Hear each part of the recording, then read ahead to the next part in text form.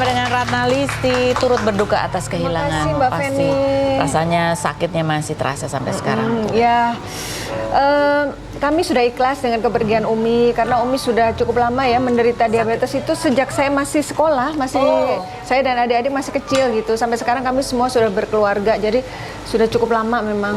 Tapi memang saat-saat terakhir ini yang dropnya tuh kayak cepat gitu.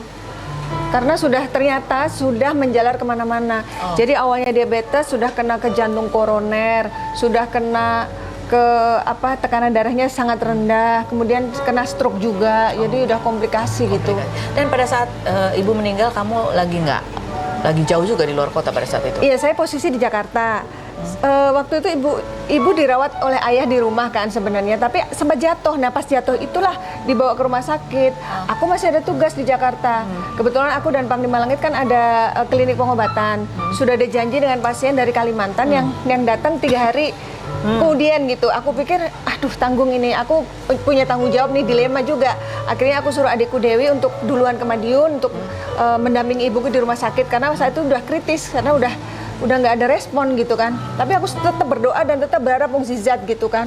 Terus adikku terus memberikan update-nya, terus membacakan talqin, pokoknya doa-doa, zikir semuanya udah dibacakan oleh adikku. Sampai akhirnya sehari sebelum aku niat berangkat besok nih ya. Sehari sebelumnya Panglima ngomong, Apa? kamu berangkat hari ini juga, jangan ditunda.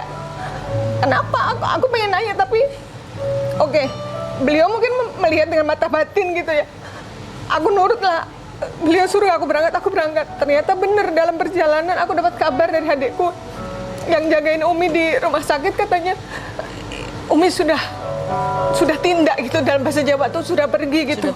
Terus ini sekarang lagi ada tindakan dokter untuk menyelamatkan, berusaha pasang alat pacu jantung dan lain-lain. Terus aku bilang, aduh aku nggak tega, bilang sama dokter kita sudah ikhlas gitu, udah nggak usah ada apa-apaan lagi gitu. Sekarang insya Allah Umi udah nggak sakit, tapi aku bersyukur gitu.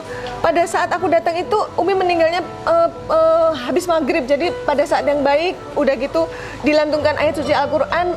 Persis adikku membaca Yasin, Dewi Yasinnya habis, Umi langsung nggak ada pergerakan lagi gitu. Nah terus kebetulan Pak RT-nya itu temen aku SD kan Mbak. Dia telepon aku, Mbak bagaimana ini Umi dimandiin sekarang atau besok pagi nunggu Mbak Ratna datang? Aku bingung juga ya karena kan lebih cepat lebih baik. Tapi kalaupun dimandiin sekarang kan dimakamkannya besok pagi juga. Nunggu aku deh, nanti habis subuh mungkin kita bisa mandiin bersama-sama. Lebih bagus Mbak, kata dia. Karena ini pengabdian terakhir. Iya aku setuju gitu. Soalnya tadinya ayahku mau minta aku, tapi takut akunya nggak berkenan gitu. Ya Allah, kok gitu sih? Justru aku pengen di saat-saat terakhir Umi tuh, aku pengabdianku tuh jangan sampai terlewat. Apapun ritual akan aku ikuti. Mandiin aku ikutin, terus ngafanin, sholatin, nganter ke makam.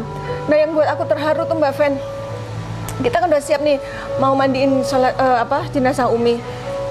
Jadi kita pangku nih, jadi tidak ditaruh di dipan, tapi di pangku yang sebelah sini bagian kepala ayahku, adikku yang cowok Mukti di tengah karena paling berat, aku di kaki. Nah, Umi kan terakhir sebelum meninggal kan banyak infusan ya, termasuk di kaki. Aku heran kok di kaki ada juga infusannya, bekas perban. Terus kata adikku, iya memang nyari di tangan sudah habis, sudah nggak ada lagi. Aduh, aku tuh sudah berpikir gini, Umi kan diabetes, digigit nyamuk aja jadi borok, apalagi itu kena tusukan jarum. Aku udah berpikir, aduh pasti nanti bekas perbannya tuh ada luka. Ternyata enggak Mbak Fen, begitu dibuka, Masya Allah, itu bener-bener halus, kulitnya kayak nggak ada lubang sama sekali gitu. Terus pas dibuka wajahnya, Masya Allah Mbak Fen, cantik banget Umi tuh. Wajahnya bersinar, terus Umi senyum gitu. Aku sama adikku langsung melihat wajah Umi seperti itu, kami mewek kan. Terus kata Ibu Mudin yang mandiin dibantu adikku yang cewek Dewi, karena kebetulan Dewi juga sudah biasa menangani pemandian jenazah di kompleksnya. Kata Ibu Mudin, nggak boleh nangis, nggak boleh. Ya Allah, jangan sampai netes air mata. Ya, ayo kita kuatin diri, kita baca sholawat, anterin Umi dengan sholawat. Oke, sholawat. Terus habis dimandiin, kan sempat koma 5 hari ya di rumah sakit. Bayanganku punggungnya pasti ada lecet ya. Pas dibalik itu nggak ada lecet sama sekali, Masya Allah. Itu kayak Allah nunjukin kebesarannya gitu. Mungkin Umi semasa hidupnya tuh amalnya baik, orangnya baik gitu. Jadi pas akhir meninggalnya tuh indah gitu loh. Dan kami pun semua ikhlas kan. Nah, habis mandiin terus ngafanin, aku pun ikut ngafanin gitu. Aku menguatkan hati, bukan apa ya, nangisku tuh bukan karena sedih, nggak ikhlas, nggak, justru karena terharu gitu Mbak Fen. Udah kan habis ngafanin, nah pas mau sholat jenazah, tiba-tiba Pak Wali Kota Madiun datang, bayangin Mbak Fen.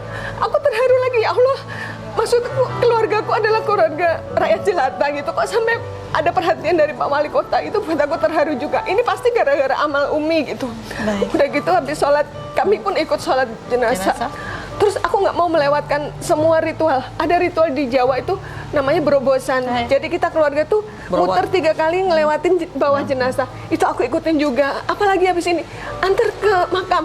Oke, adik-adik semua ikut ke dalam Liang lahat. Bukan, Oh. ambulan. Ambulan. Walaupun melungker apa namanya, kesemutan, pepet-pepetan, karena kan kaki adikku panjang, biarin aja, ini pengabdian terakhir untuk Umi. Sampai di makam, aku nongkrongin itu liang lahat supaya memastikan bahwa petugas itu memperlakukan jenazah Umi dengan sangat lembut dan penuh kasih sayang gitu, Pak Fen. Jadi aku melepas tuh udah lega gitu, semua udah aku ikutin sampai tahlilan 7 hari pun aku tungguin gitu. Makanya aku baru balik lagi ke Jakarta ini karena aku nunggu sampai 7 hari ibuku itu. Baik. Terima kasih untuk Itulah Mbak Fen. kisahnya ya. Kita akan kembali lagi. Setelah yang berikut ini tetap di Rumpi.